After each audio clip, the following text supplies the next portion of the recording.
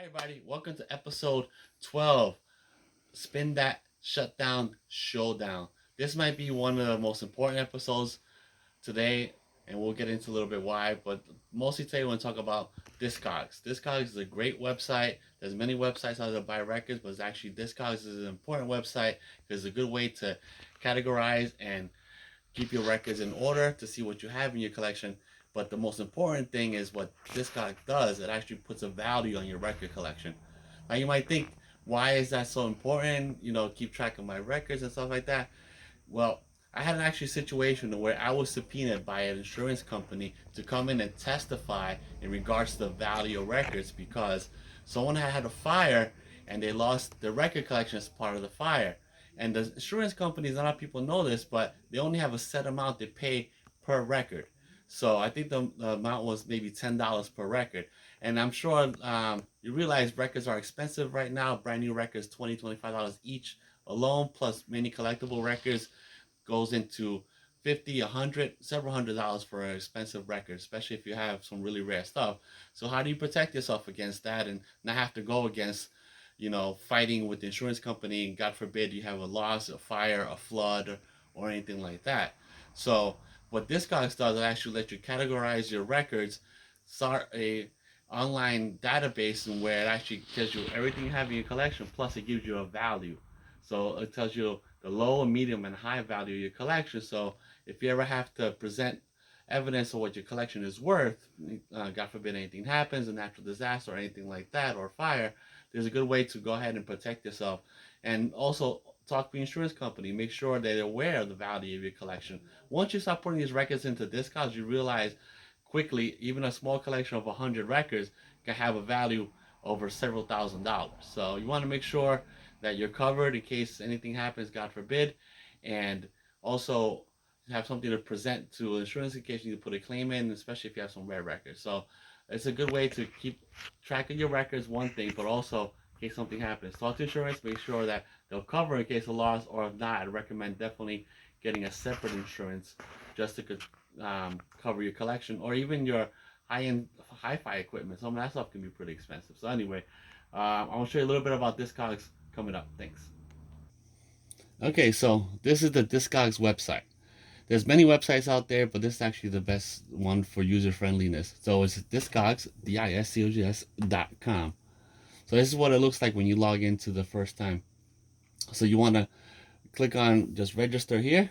You register and it's free to join, and you can start adding your records right on here, and it'll ultimately give you a value. So this is the search bar. One of the tips I usually give people just starting out is when you're searching, try to go by catalog number. So look on your record. There's usually a catalog number on the cover or actually on the record itself.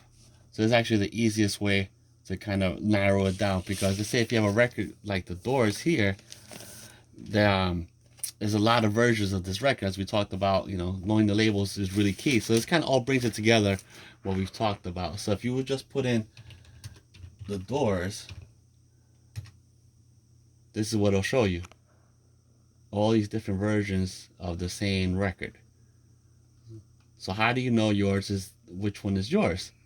And also I like to use kind of like this view here to kind of makes it a little bit easier. So it breaks it down with a little more information. But if you actually go on here and actually just put in the catalog number, EKS 74007, it'll take you right again. Set up the view here. So a master release will have, when it says master release, it has all the different ones that ever listed for the Doors self-titled. So how do you know which one is yours? Well, that's when it comes into play, and where you just kind of scroll through here, and if you think you have 1967, RP will be repressed.